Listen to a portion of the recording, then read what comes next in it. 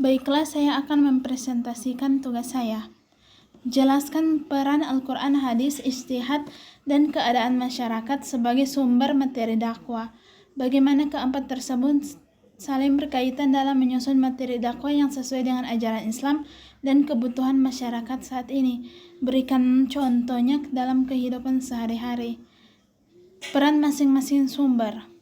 Al-Quran, kitab suci dan pedoman utama umat Islam yang diturunkan kepada Nabi Muhammad SAW, berperan sebagai sumber nilai dan hukum dasar yang seringkali berisi prinsip-prinsip universal seperti keadilan, kejujuran, dan larangan berbuat zalim. Hadis berperan sebagai penjelas tafsir dari ayat-ayat Al-Quran yang bersifat umum dan memberikan contoh konkret bagaimana nilai-nilai Islam diterapkan dalam kehidupan. Ijtihad, upaya sungguh-sungguh dari para ulama atau ahli agama untuk menetapkan suatu hukum atau pandangan melalui akal sehat seperti qiyas atau maslahah mursalah berdasarkan prinsip-prinsip Islam. Berperan membatasi teks keagamaan dengan masalah-masalah modern yang belum ada pada zaman Rasulullah SAW.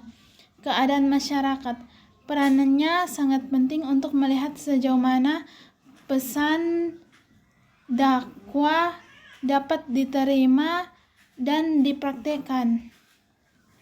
Contoh dalam kehidupan sehari-hari, Al-Quran mengharuskan setiap transaksi dilakukan dengan jujur, saling ridho, dan adil. Quran Surah An-Nisa ayat 29, serta melarang praktik riba dan penipuan. Hadis memberikan contoh praktis tentang larangan menjual barang yang belum dikuasai, jual beli atau gharar, spekulasi. Keadaan masyarakat. Masyarakat modern saat ini beralih transaksi tunai menggunakan dompet digital untuk keamanan, kecepatan, dan efisiensi. Ijtihad. Majelis Ulama Indonesia MUI melakukan ijtihad dan menetapkan fatwa mengenai uang elektronik dan sistem kris. Disimpulkan bahwa penggunaan uang digital diperbolehkan karena memudahkan atau memberikan maslahah selama tidak mengandung unsur riba atau bunga tersembunyi, gharar, ketidakjelasan, atau digunakan untuk transaksi haram. Nomor 2, jelaskan materi dakwah meliputi akidah, syariah, akhlak, muamalah. Bagaimana hubungan keempat materi tersebut dalam kehidupan muslim? Berikan contoh dakwah pada masing-masing bidang dalam kehidupan sekarang. Akidah berkaitan dengan sistem kepercayaan atau keimanan. Ini adalah akar atau fondasi syariah, aturan atau tata cara formal dalam beribadah kepada Allah serta menjalankan syariat agama. Akhlak, sikap, karakter, dan etika seseorang dalam berperilaku. Muamalah, aturan interaksi antar manusia baik dalam bidang sosial, ekonomi, maupun politik. Nomor 3, jelaskan ciri-ciri materi dakwah yang baik, yaitu relevan, sesuai dengan kondisi masyarakat, moderat, dan memberi solusi. Mengapa materi dakwah harus menyesuaikan dengan keadaan makdud dan perkembangan zaman? Jelaskan juga dampak jika materi dakwah tidak sesuai dengan kebutuhan masyarakat disertai contoh. Relevan dan sesuai.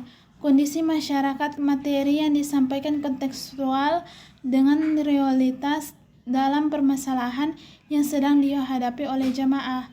Moderat, mengedepankan sikap pertengahan, toleran, anti kekerasan,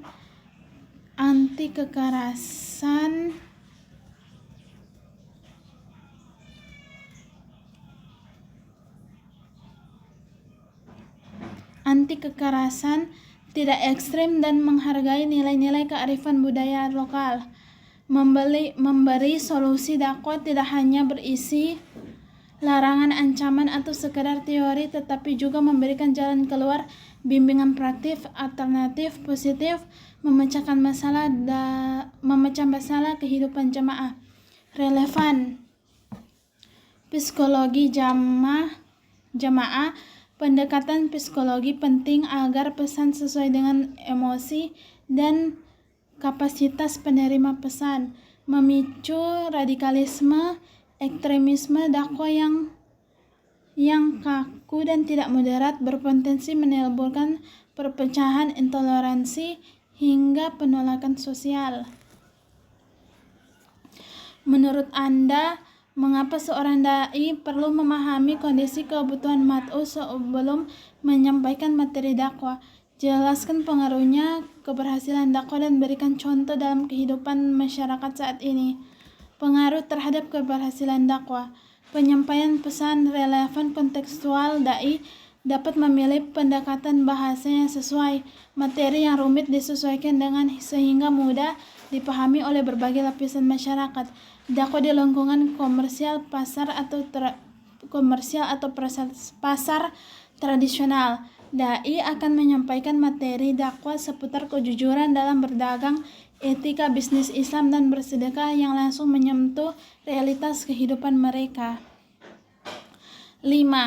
Jelaskan bagaimana isu-isu masa kini, media digital, pergaulan remaja, toleransi, dan lingkungan dapat dijadikan materi dakwah. Pilih salah satu isu tersebut, lalu buatlah contoh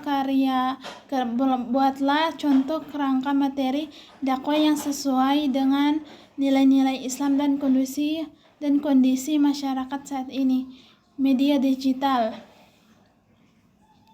Media digital mengajak umat untuk bijak bersosial media, menghindari hoaks atau tabayun, dan menjadi